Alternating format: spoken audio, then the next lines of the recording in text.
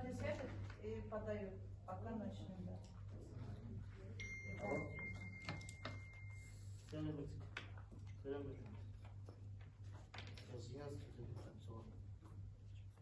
Çünkü hepsinden ne?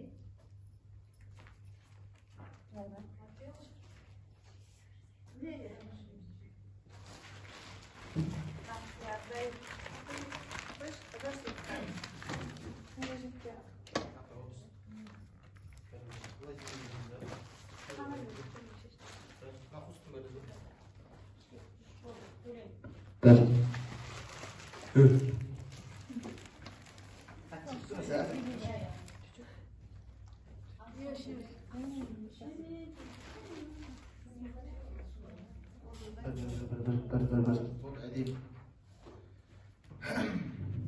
Hayırlı күн, құрметті ауыл тұрғындары, құрметті жергілікті тұрғындар, Бозашы мекемесінің қоғамдық тыңдауына қош келдіңіздер. Бүгінгі кезекті қоғамдық тыңдауда Теңіз Қаратоғын учаскесінде жобалық тереңдігі 1250 метр бірнеше ұңғымаларды салуға арналған топтық техникалық жобасы бойынша ашық жиналыстар нысанында қоғамдық тыңдаулар өткізу туралы хабарлайды және оған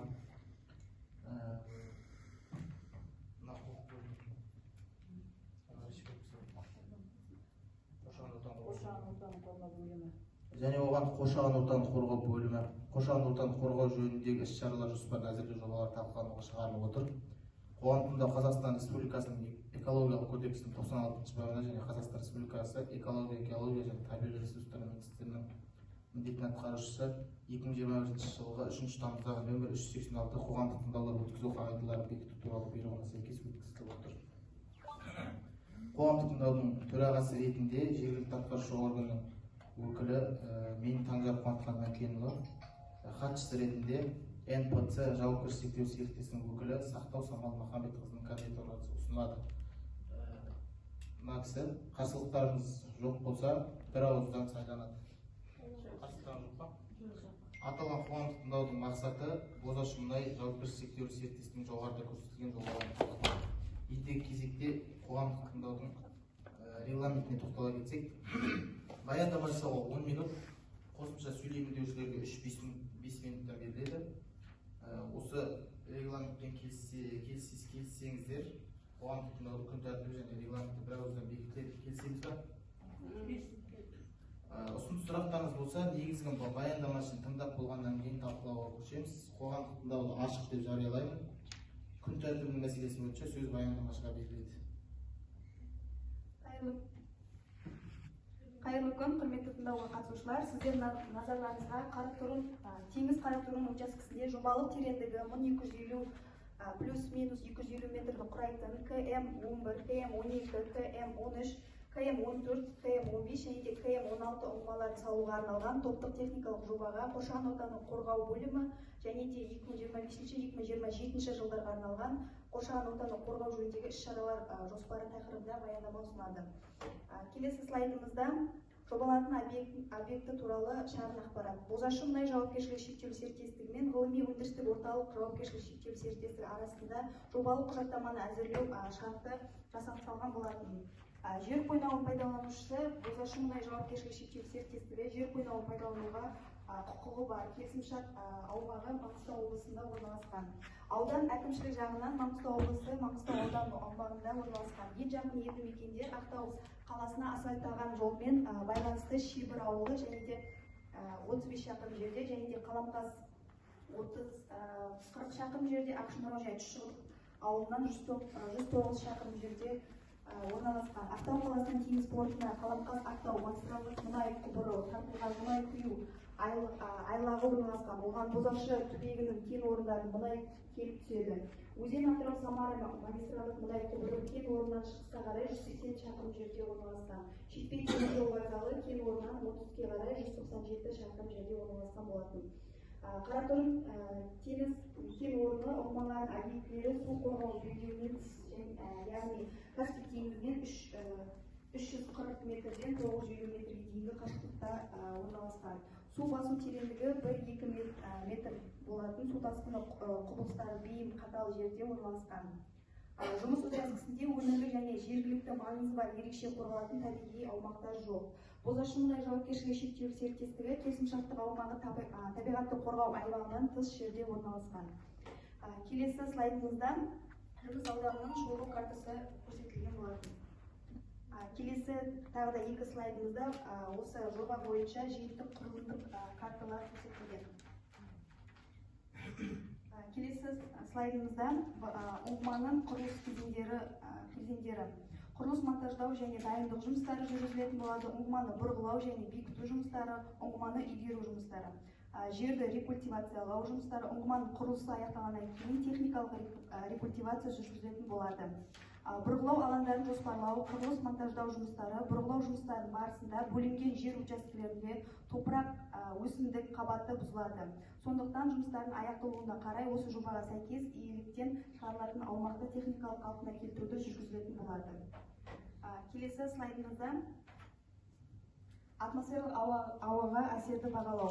Жобада ЗЖ-20 және де ЗЖ-30 немесе жүк көтергіші жағынан ұқсас бір ұңғыманы құрылыс келесі көздерден тұрады. Құрылыс монтаждау және дайындық жұмыстары ұңғымаларды бұрғылау, ұңғымаларды бекіту, ұңғымаларды сынау, рекультивациялау, ұңғымалардың құрылыс циклінің барлық өндіріс кезеңдері жұмыстарын дәйекте орындалуымен сипатталады. ЗЖ-20 бұрғылау қондырғысы бойынша ұйымдастырылған 16 бірлік көзі табылған болатын. Ұйымдастырылмаған 38 бірлік. Барлығы 54 ластану көзі болып табылады. Ал ЗЖ-30 бұрғылау қондырғысы бойынша барлығы 55 көзі анықталған, оның ішінде 17 бірлік ұйымдастырылған, 38 бірлік ұйымдастырылмаған көз. Келесі слайдымызда ұңғымаларды салу кезінде атмосфералық ауаның негізгі ластануы олар агрегаттар мен құрылыс арнайы техникасының ішкі жану қозғалтқыштарының жұмысы, ұңғымаларды салу процесінде қолданылатын негізгі технологиялық жабдықтар жұмысы нәтижесінде пайда болатын ұңғымаларды бұрғылау кестесі 2025 жылы 3 ұңғыманы бұрғылау және де 2026 жылы ұңғымаларды сынау, 2026 жылы 3 ұңғыманы бұрғылау болып табылады. 2026-2027 жылдары ұңғымаларды сынау. Сандық талдау ЗЖ-20 бұрғылау қондырғысы мен ұңғымаларды салу кезінде атмосфералық ластауыш заттардың жалпы шығарындылары жылдар бойынша 2025 жылы 59,360 тонна жылына құрайтын болса, 2026 жылы 107,810 тоннаны құрайды. 2027 жылы 69,338 тонна жылына құрайтын болады. Сандық талдау кезінде ЗЖ-30 бұрғылау қондырғысы мен ұңғымаларды салу кезінде атмосфералық ластауыш заттардың жалпы шығарылуы жылдар бойынша 2025 жылы 50,539 тонна жылына, 2026 жылы 198,990 тонна жылына, 2027 жылы 69,338 тонна жылына құрайтын болады. Қазақстан Республикасының денсаулық сақтау министрінің 2022 жылғы 11 қаңтардағы номер КР-ДСМ-2 қаралып отырған объект үшін нормативтік санитарлық қорғау аймағының мөлшері 1000 метрді құрайтын болады. Келесі слайдымызда атмосфералық ауаға әсер ету және алдын алу және азайту шаралары. Ұңғымаларды салу кезінде атмосфералық ауаға әсері келесідей бағаланатын болады. Экспозицияның кеңістік шкаласы бойынша жергілікті болып табылады. Уақыт шкаласы бойынша орташа ұзақтық әсері 2 ұпайды құрайды. Әсер ету қарқындылығы орташа әсер ету болып бағаланады. Интегралдық балмен есептелгенде 6 балды көрсетеді. Осымен қорытынды төмен маңыздылығын әсер еткенде табиғи өзгерістер шеңберіндегі қоршаған ортаның өзгеруі сәрсенбі оқиғадан кейінгі жылы қалыпты деңгейге оралатын болады. Атмосфералық ауаға әсер етудің алдын алу және азайту жөніндегі іс-шаралар қоршаған ортаға әсерді азайту үшін мынандай табиғатты қорғау іс-шаралары көзделген. Олар жабдықтың жай-күйінің техникалық талаптарға сәйкестігін анықтау, өндірістік экологиялық бақылау жүргізу және де технологиялық регламенттің сақталуын бақылау. Келесі слайдтарымызда ұңғымаларды салу кезіндегі стационарлық көздерден ластауыш заттардың жалпы тізбесі көрсетілген болатын. Келесі слайдымызда су объектілеріне әсері. суды тұтыну және суды бұру балансы. Жұмыс учаскесі су құбыры желілерінің болмауымен сипатталады.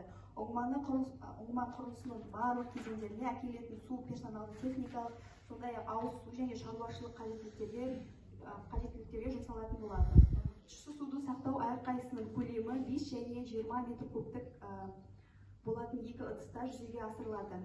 Техникалық қажеттіліктер үшін суды сақтау әрқайсының көлемі 50 метр куб болатын екі ыдыста жүзеге асырылады. Ауыз су үшін әкелінген бутилкедегі сулар әкелінетін болады. Шаруашылық тұрмыстық сарқынды сулар гравитациялық желі арқылы септик қабылдау бөлімшелеріне жіберіледі. Ол толған кезде ағынды сулар сорылып, шарт бойынша автоцистерналармен әкетілетін болады. Септиктер жұмыс аяқталғаннан кейін тазартылады және де дезинфекцияланады және қайта пайдалануға қолданады. Септиктердің орналасқан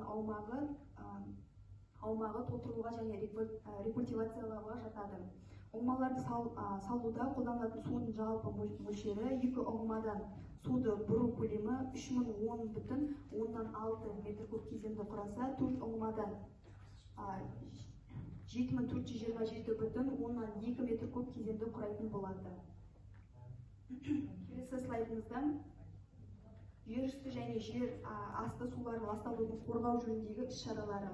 Жұмыстарды іске асыру процесінде туындайтын жер асты суларын ласталуын ықтимал қауіптілігін ескере отырып, жобада жағымсыз әсерлерінің алдын алу бойынша бірқатар шаралар көзделген. Олар ықтимал авариялық жағдайларды болжау және олардың алдын алу шараларын ұсыну, төтенше жағдайларда техникалық қауіпсіздікті қамтамасыз ету, мұнай өнімдерін топыраққа түсуін болдырмайтын мұнай өнімдерін сақтау алаңдарының аумағын ұйымдастыру. Келесі слайдымызда объектілерде пайда болатын қалдықтардың сипаттамасы. Өндірістік қызмет процесінде қалдықтардың барлығы 8 атауы түзіледі. Олар бұрғылау шлангы, пайдаланылған бұрғылау ертіндісі, майланған шүберек, пайдаланған май, пайдаланылатын ыдыс, металл сынықтар және электродтар, сваркадағы электродтар және коммуналдық қалдықтар. Ұңғыманы бұрғылау кезінде өндіріс және тұтыну қалдықтарын жинақтау лимиті ЗЖ-20 қондырғысы бойынша 2025 жылы 761,256 тоннаны құрайды. 2026 жылы 786,484 тоннаны құрайды. 2027 жылы 12,797 тоннаны құрайтын болады. Ал ЗЖ-30 бұрғылау қондырғысы бойынша 2025 жылы 759,633 тоннаны құраса, 2026 жылы 786,410 құрайды, және де 2027 жылы 12,061 тоннаны құрайтын болады. Өндіріс пен тұтынудың барлық қалдықтарын шарттық негізде әкету, қауіпті қалдықтарды қайта өңдеу, залалсыздандыру, кәдеге жарату және де жою жөніндегі лицензиясы бар мамандырылған ұйымдарға міндетті түрде тапсырылатын болады. Кәсіпорында қалдықтарды әкету шартын жасау үшін шарт бойынша тендер өткізу бойынша жүргізіледі. Келесі слайдымызда объектіде пайда болатын қалдықтардың сипаттамасы. Өндіріс пен тұтынудың барлық қалдықтарын шарттық негізде әкету, қауіпті қалдықтарды қайта өңдеу, залалсыздандыру, кәдеге жарату жөніндегі лицензиясы бар мамандырылған ұйымдарға міндетті түрде берілетін болады. Бозашы мұнай жауапкершілігі шектеулі серіктестігі осы бойынша тендер өткізетін болады. Қалдықтардың жинақталуы деп қалдықтардың түзілуі немесе оларды түпкілікті қалпына келтіру немесе жою сәтіне дейін одан әрі басқару процесінде жүзеге асырылатын болады. Қазақстан Республикасының экологиялық кодексінің 320 бабының 2-ші тармағында көрсетілген мерзімдер ішінде арнайы белгіленген орындарда қалдықтарды уақытша жинау түсініледі. Келесі слайдтарымызда теңіз қараторын кен орнында ұңғымаларды салу процесінде және тұтыну қалдықтарының жинақтау лимиттерінің тізбесі көрсетілген болатын. Келесі слайдымызда қалдықтарды басқару жөніндегі шараларды талдау. Бозашы мұнай жауапкершілігі шектеулі серіктестігінің өз қызметін Қазақстан Республикасының экологиялық заңнамасының талаптарына сәйкес жүзеге асырылатын болады. Қалдықтардың қоршаған ортаға зиянды әсерін азайту және кәсіпорын аумағында олардың орталықтандырылған уақытша сақтау орындарының толық сәйкестігін қамтамасыз ету үшін мынандай ұйымдастыру техникалық іс-шараларды сақтау қажет. Олар қалдықтарды жинауға арналған контейнерлерді орнату үшін қатты жабыны бар алаңдарда жабдықтау, қалдықтарды уақытылы шығаруды жүзеге асыру, қалдықтарды тасымалдау кезінде қалдықтарды автокөлік құрылымын автокөлік құрылығын тиеу ережелерін сақтау, тасымалданатын қалдықтардың ішінара немесе толық түсуіне байланысты жағдайы туындаған жағдайда барлық құлаған қалдықтарды жинап, көму үшін арнайы бөлінген орындарға апару керек. Қалдықтарды жинау кезінде орындалатын барлық тиеу түсіру жұмыстары механикаландырылған тәсілмен жүргізілетін болады. Келесі слайдымызда қоршаған ортаны қорғау жөніндегі іс-шаралар жоспары. Олар құрылыс монтаждау жұмыстары кезінде шаңды басу және де құрылыс монтаждау жұмыстары кезінде кірме жолдың шаңын басу, дизель отынын сақтау, тыныс алу клапандарымен жабдықталған ыдыстарды сақтау және бетондалған алаңдардан орнату, жылжымалы көздерден шығарындылардың алдын алу және азайту жөніндегі іс-шараларды орындау, сұйық қалдықтарды жинау орындары ұйымдастыру, су тұтыну және су бұру көлемінен бақылау жүргізу, автокөлік қозғалысына және жобаланатын алаңнан тыс құрылысқа байланысты жұмыстарды орындауға жол берілмейді. Шарттық негізде кәдеге жарату және қайта пайдалану үшін қалдықтарды жинау және де шығару. Келесі слайдымызда осы жобаны қорытындысы, жобаланған жұмысты іске асыру кезінде нәтижелер мыналарды көрсетеді. Олар шығарындылар көздерінің баттары бойынша шашыраудың орындалған есептеулері, ластану аймағы әсер ету аймағынан шықпайды. Қаралып отырған объект үшін нормативті санитарлық қорғау аймағының мөлшері 1000 метрді құрайды. Жақын маңдағы елді мекенде жобаланған учаскеден едәуір қашықтықта орналасқанын ескере отырып, олар елді мекендерге теріс әсер етпейді деген қорытынды жасауға болады. Тұтастай алғанда, болжамды жұмыстар аудандағы қоршаған ортаға әсерді бағалау, ұсынылған табиғатты қорғау іс-шараларын сақталған жағдайда жоспарланған қызметтің салдары соншалықты маңызды болмайтынын көрсетеді. Осымен баяндамам аяқталды. Жоба бойынша осы баяндалған жоба бойынша ұсыныс пікірлеріңіз, сұрақтарыңыз бар ма? Сұрақ қоямыз десеңдер, сөйлеп сұрақ қоюға болады, ұсыныс пікірлеріңізді білдіруге болады. Экологияның қыздар сұрақтар бар ма екен?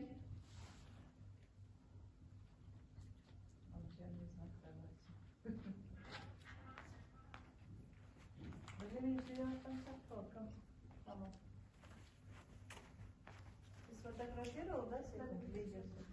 Естілмей қалып дауысыңыз. Сұрақ жоқ, аяқтай беріңіз. Басқа сұрақтар жоқ болса, қоғамдық тыңдауды өтті деп есептейміз. Қоғамдық тыңдауды жабық деп жариялаймын. Келіп, уақыт бөліп қатысқандарыңызға көп рахмет.